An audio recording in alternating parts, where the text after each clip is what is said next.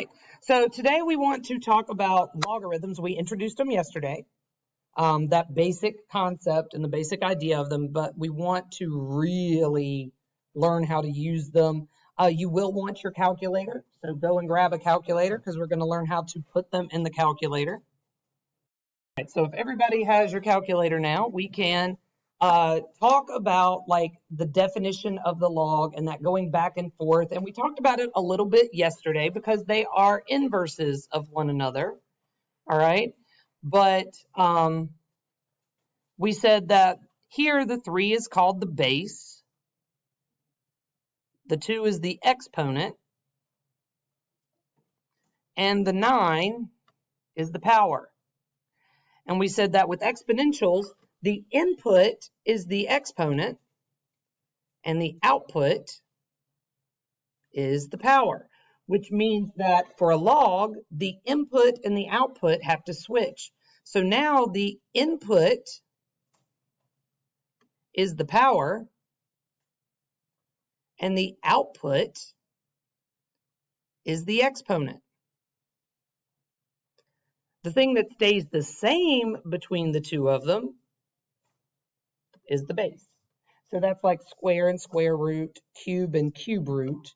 The exponent is the same between the two of those. The base has to be the same between an exponential and a log.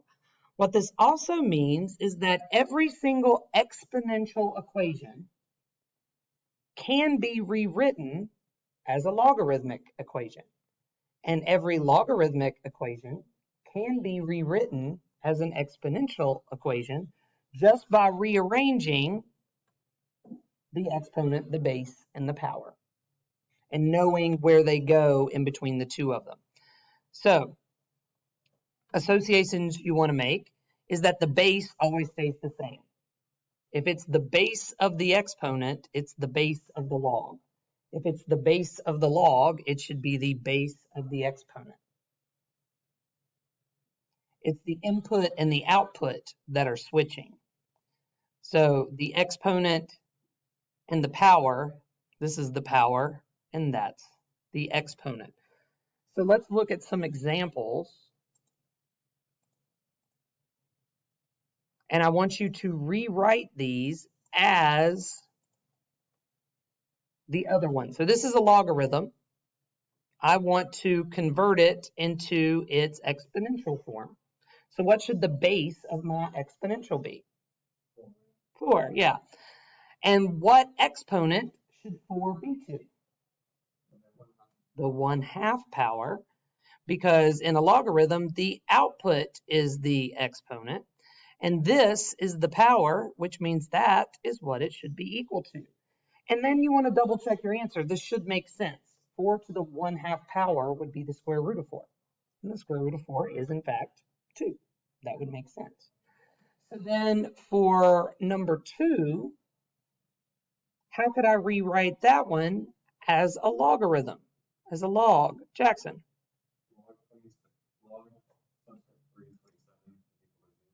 There we go. And actually, the only correction I would give you for that is we say log base 3. It is a base. So don't say subscript. That is technically the typesetting term for that. But it is log base 3 of 27 is equal to z, because this is the power. The power goes inside the log, and the exponent is what it's equal to. But the base always stays the same. And then if we had this logarithm, how would we rewrite it as an exponential, Danny? That would be 5 to the power of -3. 5 exponent -3 equals a. There we go. And I'm a visual person, so I always like little visual tricks that I can do to help remind myself. The base to this power should be equal to what's inside of it. It just makes a circle. I just go in a circle. So 5 to the -3 power equals a. So anytime I'm converting a log into an exponential, I just circle it up, and that's how I rewrite it as an exponential. Now, obvious advantages to this, okay? One of the advantages is that depending on where a variable is, You know, here that variable is inside the log. I can't get the variable by itself as long as it's inside the log. But when I rewrote it as an exponential, notice that the variable is now all by itself. I have essentially solved for it. So again, obviously that's going to become useful.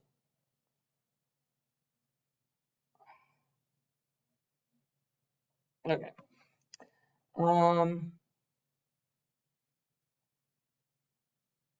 Here we go.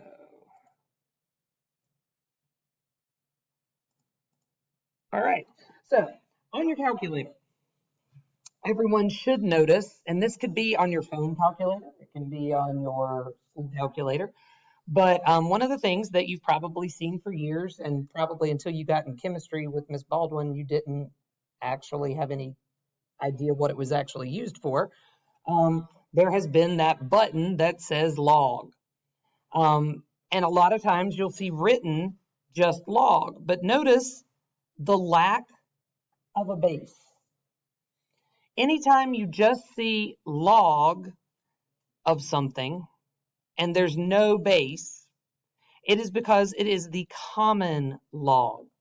This goes back to, and I will stand by this, mathematicians are lazy. So just like when they were doing roots, you know, we have to write the 3 up there and we have to write the 4 up there. But when it's just this, what root is it? Yeah, that one is the square root. Well, they said, well, that's the one we use the most. So can we all just agree that if we don't write a number up there, that it's the 2? Because that's the one we're going to use the most anyway. And so they just made this one be the square root. And if you wanted it to be something other than the square root, you had to write the number. Well, the logarithm is the same way.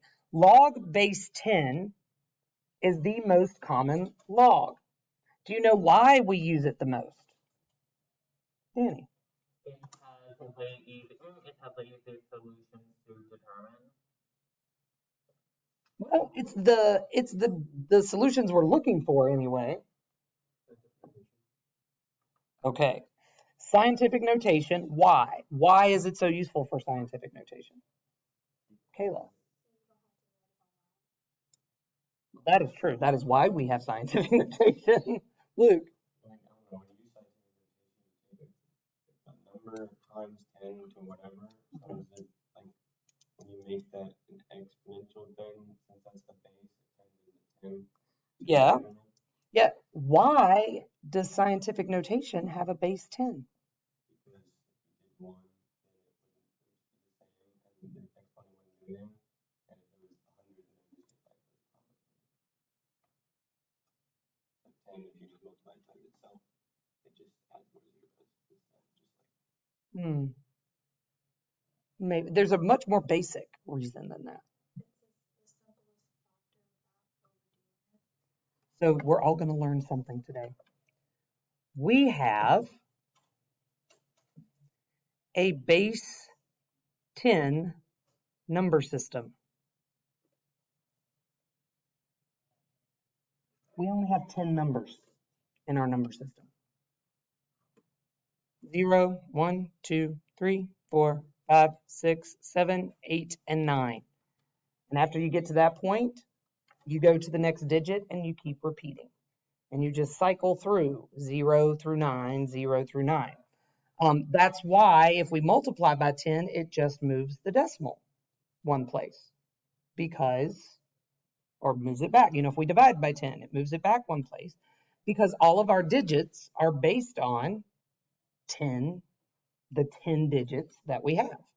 And so that is why the metric system is all based on tens, right? Like 10 meters in a decameter and 10 decameters in a hectometer and 10 hectometers in a kilometer. And that's all base 10 because, again, our number system is base 10. I wonder why that has been established. I do wonder what the significance of 10 was precisely. The significance of 10 now is the fact that our number system has 10 digits. Why we landed on that is much more cultural and historical. These are Arabic in origin. Our number system and our letter system is Arabic in origin. So that just happened to be what they choose. Historical number systems had lots of different bases. In cuneiform, it was like a 32, a base 32. There are some that were base 5. It did, at some point, somebody just chose what their counting system was going to be. This is the one that historically the people in charge happened to have, and now that's been what got passed and passed and passed. Yeah. Now in China, if you're using or Asia, they have a completely different alphabet than we do, and they have a completely different set of numbers. Now, they did eventually adopt the Arabic numbers as well, and math has kind of become this universal language because everybody just decided to agree upon using this number system. But historically, they did not all use this number system. Actually,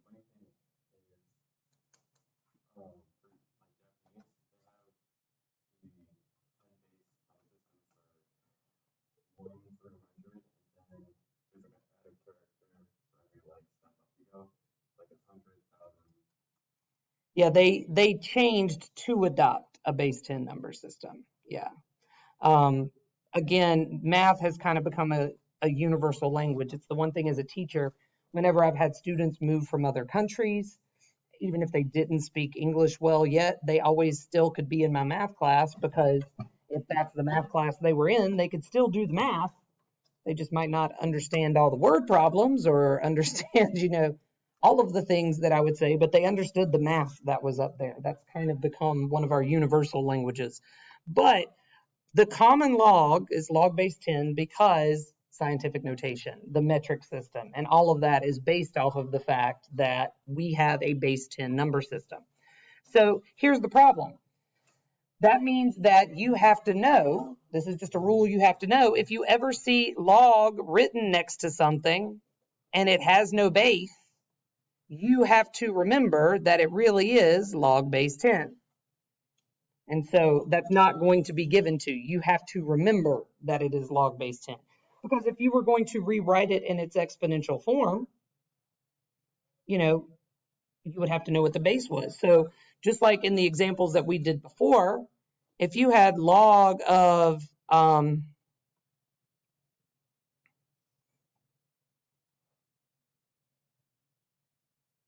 of 1,000 is equal to 3, write that in its exponential form. What would that be in its exponential form?